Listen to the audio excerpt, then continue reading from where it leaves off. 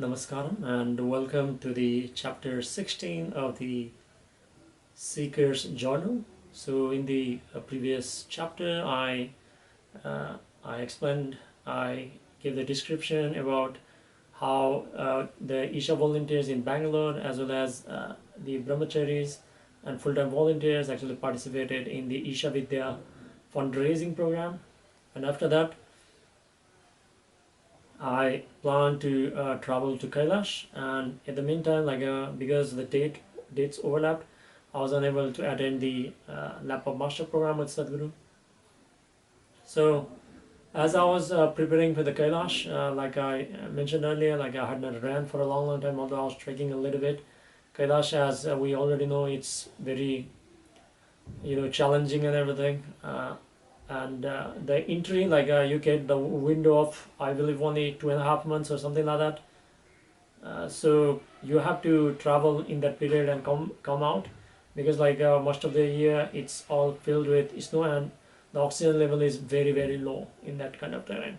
But since I was born in the Himalayas, because of that reason I have like a little bit of genetic advantage on that one. But I was not testing my the genetic memory. Because of that reason, I started running, and I was running around I started with 2 kilometers a day up to maximum. Sometimes I started running towards the end. I was running around 8 kilometers a day just to prepare for the Kailash, because the itinerary was such that you had to go around the Kailash in 3 days time, and the entire uh, yatra, or in Tibetan it's known as the Kora. So the parikrama would take 52 kilometers. So you have to walk that in 3 days. Because of that reason, I had to prepare for myself, and this was going to be one of the most fundamental pilgrimage that I had ever taken. Because as most of you have already heard, Sadhguru is speaking about the profoundness of that one, and I had 3 different reasons to go around that. One being on the spiritual path, very much connected towards the Hinduism tradition, and I had the a spiritual background of the Buddhism tradition, as well as I come from the background of a Bon tradition also. So all 3 things actually is engaged over there. And not only that, the Jain people also visit Kailash. So for these 4 people from these 4 traditions, they all see Kailash as the center of all the wisdom, or abode of Shiva, or many, even the Milarepa from the Tantric Buddhism, as well as some of the, I believe the first Tirthankaras, one of the 24 Tirthankaras, the first one, Rishabha, actually got his nirvana over there, I believe in the south face of the Kailash. So these were a lot of spiritual significance to make my trip to Kailash. So I had got in touch with the tour guides in Nepal, and then they actually had a 3 or 4 different 3-4 different dates for that one. And what they said was the dates which does not fall in the full moon night, they do the outer Kora. If you do not know, the Kailash circumambulation, or the parikrama, or the Kora, can be done in 2 different ways. One is called the outer Kora, and another one is called inner Kora. So most of the people does actually the outer one, and the inner one is open only for the outer one. Inner one is only done during the full moon night. So I heard the news that the Chinese government has now stopped people from going inside the inner Kora. Because of that reason, only the outer Kora was available for us. So I enlisted myself over there. I met the team in Kathmandu. So there were 2 Europeans and one another the Indian pilgrim from Delhi, and there were like two massive groups. One was uh,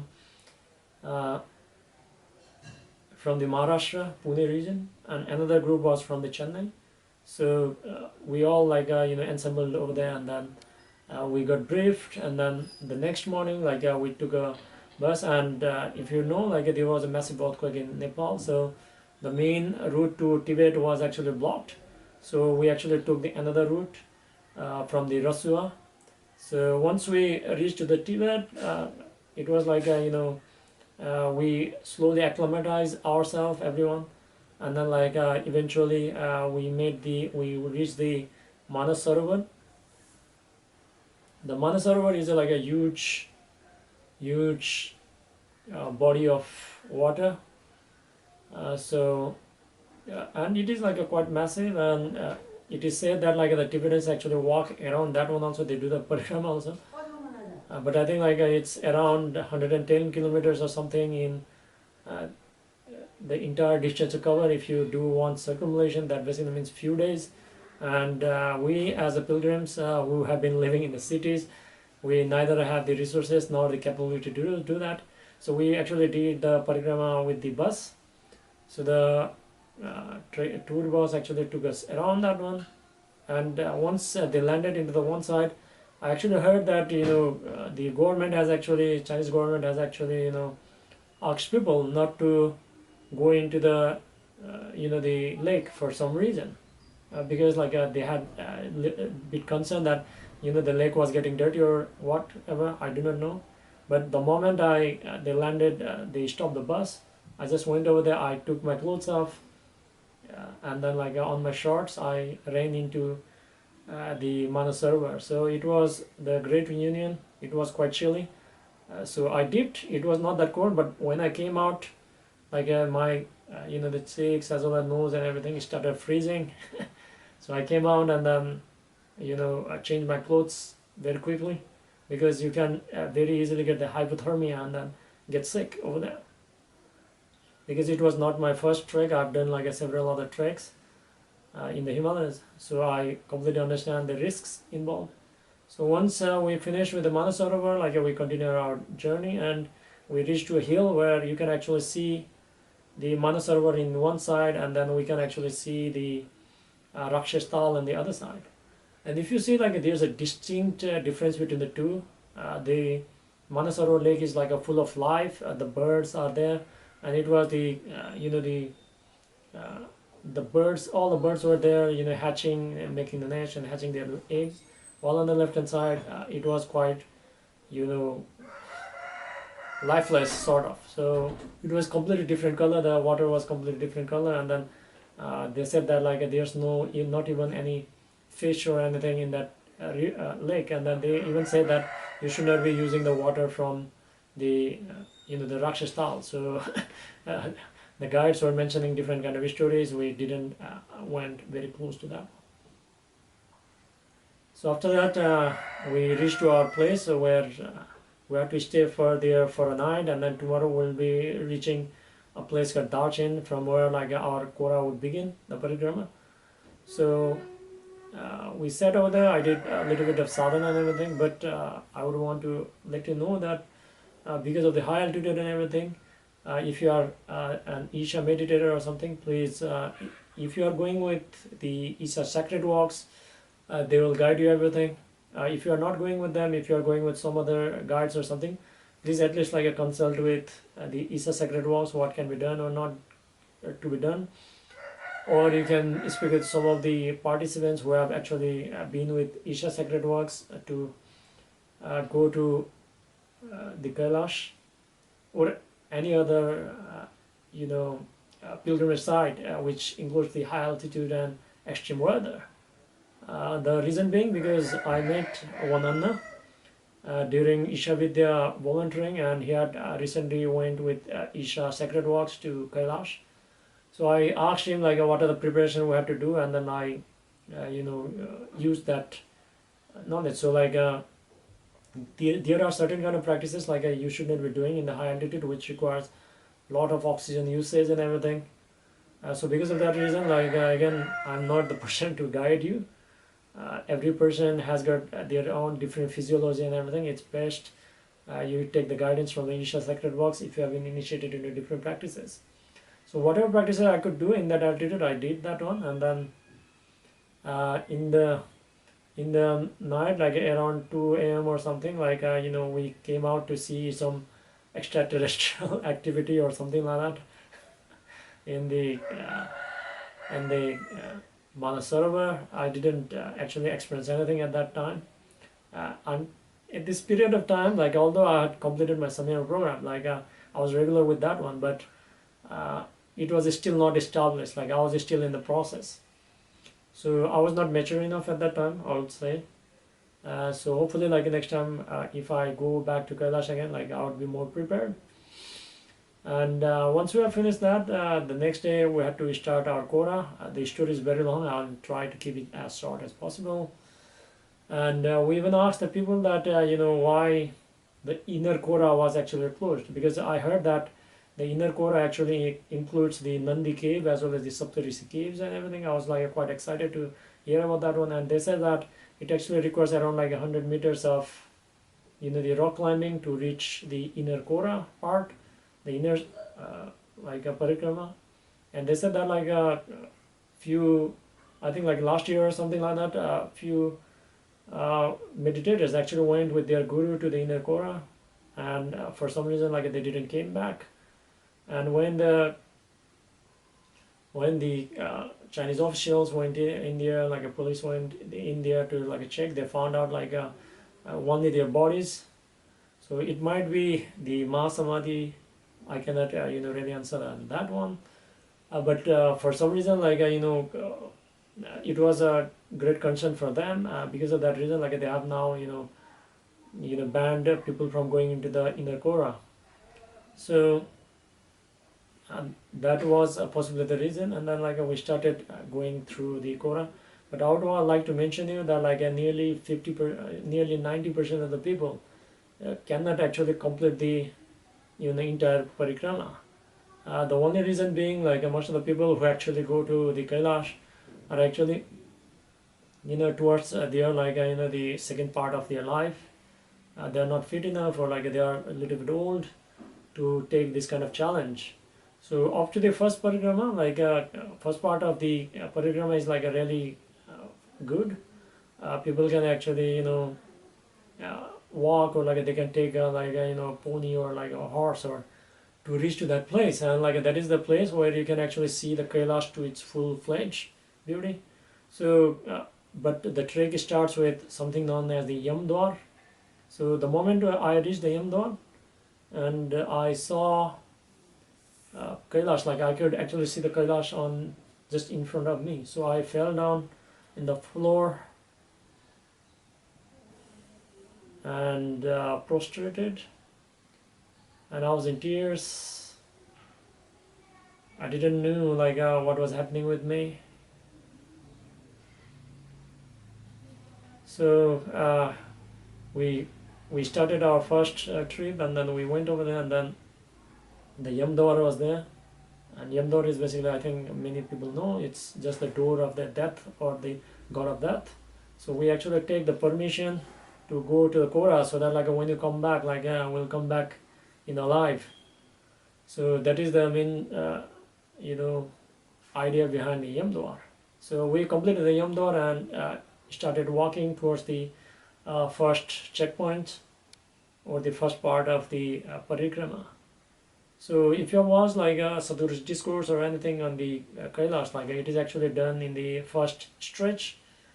Because of the health condition and the ability of the majority of the people, like I believe the entire parikrama is not covered in the Isha sacred walks.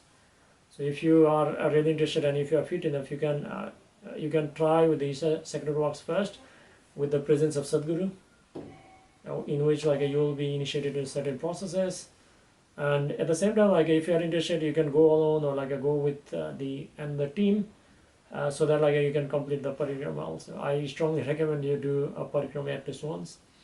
And in the first stretch, like you can actually go all the way up to the closest point. It is actually the closest point where you can actually see the part of the Kailash is starting, and the foot of the Kailash, and it is known as the Charani Spurs. Charani Spurs literally means, Charan means the feet, and then the Spurs means they're touching. So touching the Spurs, people go over there, they do like a certain kind of puja over there, rituals or something. It actually takes like a maximum like a 30 minutes to 45, depending on how fast you can walk. It's like a quite uphill task, but it's the most beautiful, phenomenal thing. And I can tell you that Kailash has got Kailash is sitting over there, and then there are several mountains around it. But one day the Kailash is full of snow. It's like a quite astounding, and like the Kailash actually looks completely different from other mountains and so on around that. And possibly because of that reason, like there are several theories and everything, and even Sadhguru also mentions that like it is where Shiva and many other yogis actually decided to store whatever they knew about the existence, all the esoteric and mystical knowledge. So he says that like if you are receptive enough, you can actually access those dimensions from Kailash very easily.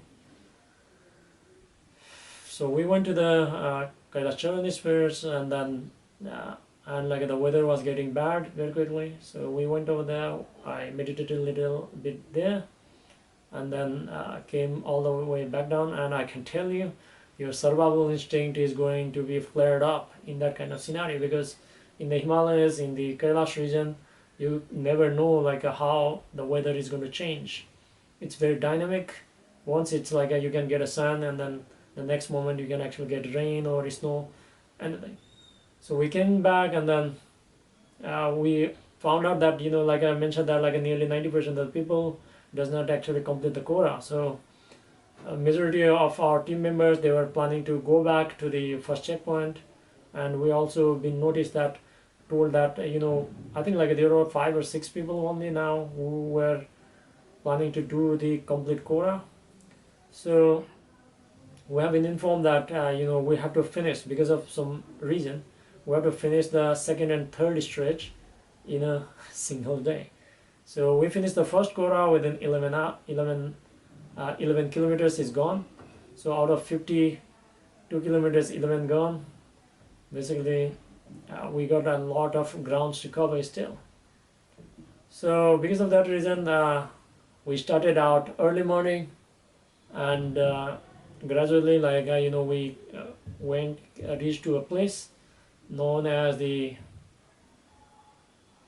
there's a pass, and once we reached the pass, the oxygen level is very, very low there. And you are not alone in this route. You will find a lot of pilgrims, and a lot of Tibetans, a lot of Buddhists, a lot of Jains, and a lot of Bon also. So if you don't know, there are 2 different types of Bon, and Bon is actually the shamanic tradition, which is very deeply involved with occults or tantra and everything, you can say. So this is one kind of tradition which was you actually evolved or came up without the influence of direct influence of any other major traditions like Hinduism, Buddhism, or Jainism. So the Bon actually has 2 different types of variants. One is called a black Bon, and another one is called a white Bon. So black Bon is basically concerned with more of a shamanic tradition, which involves sacrifices and everything. Possibly they use the energies of those bodies, beings. And there is the white Bon, which prohibits the sacrifices. So when you go to the Kailash, while you are doing the parikrama, the 4 people from 4 traditions, they actually go from the clockwise, from the left to the right, putting Kailash towards his right hand side, while the white Bon actually takes the anti-clockwise route, and they actually put the Kailash on the left.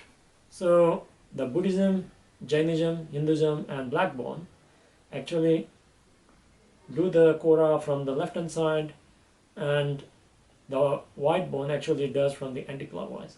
So I was like a quite amused, like why people are coming from the other side also, why they are coming back. But I met one Tibetan guide, and he was fluent in English, so I asked him, and then like he actually explained this. This is actually like how they do it. There are certain technical reasons. I'll not go deeper into this one. So like we were in a rush, and we had to complete, like it was quite difficult, but when you cross the pass, like you can actually see a Gaurikund on the very beautiful Gaurikund on the valley of the mountain. So that is where, like it is said that it is called Gaurikund for a reason. It's actually the place, it is said that the Devi Parvati used to take her bath over there. So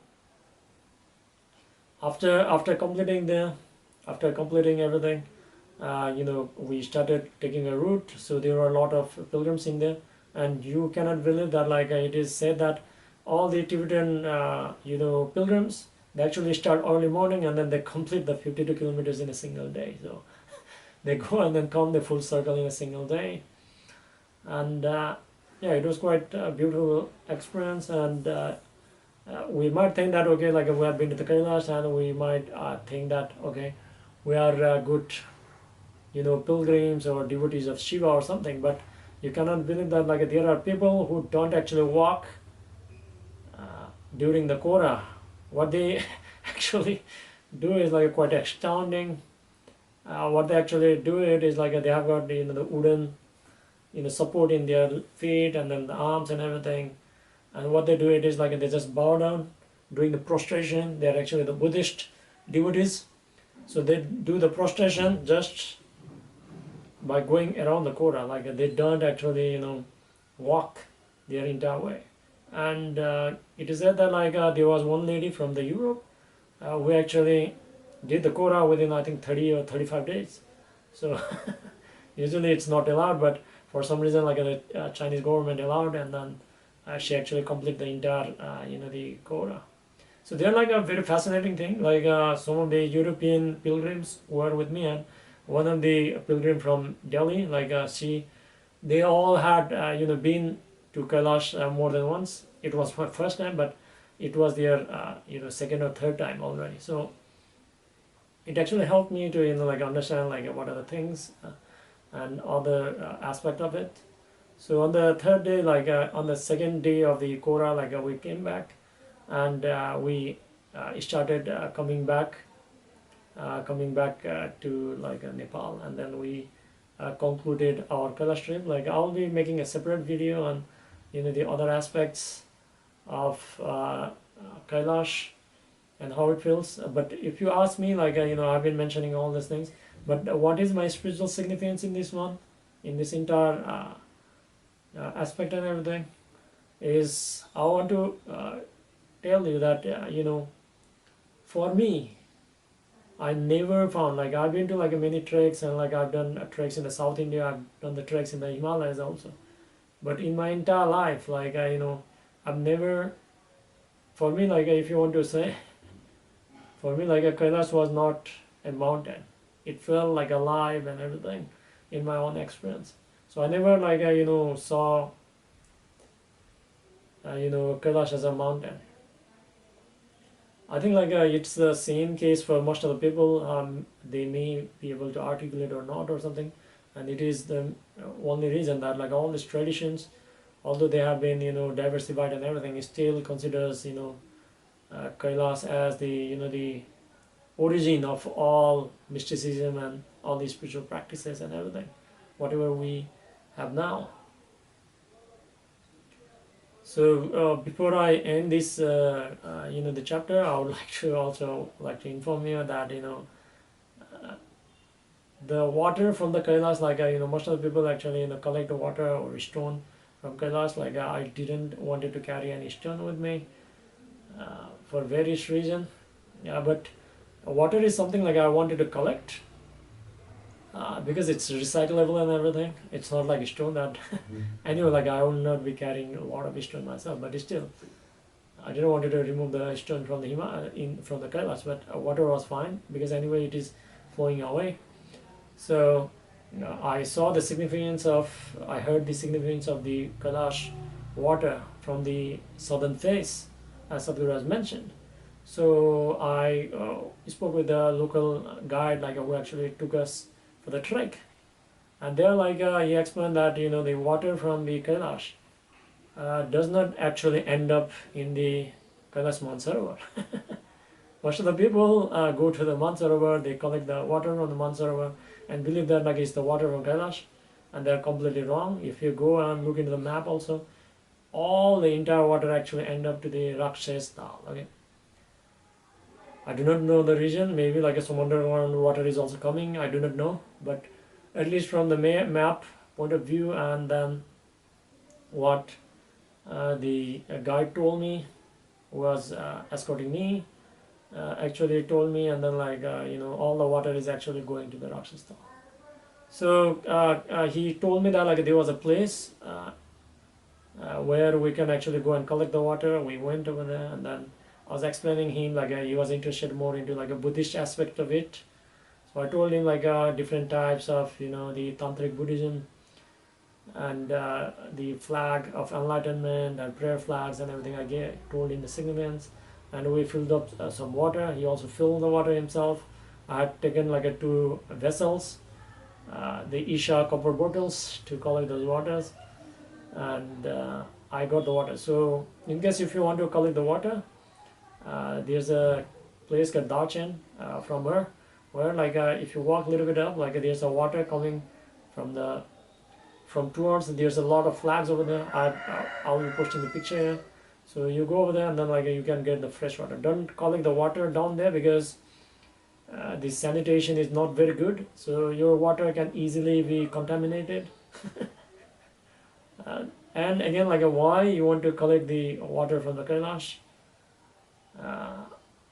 For that, you can watch Sadhguru's videos and everything to keep. If you want the like a short 1 sentence water word and everything, is basically the water gets itself consecrated because of the energies of the, I would say like the lingam itself. The Kailash is like a lingam itself, which is emanating the spiritual energy. So the water is consecrated in a certain way with different dimensions. So yeah, so if you want to collect the water, please go there. And don't collect from Manasarovar, that is also fine. We do not know, it might still be coming from the Kailash. So yeah, so like I'll be continuing the Seeker's Journal in the next chapter. So till then.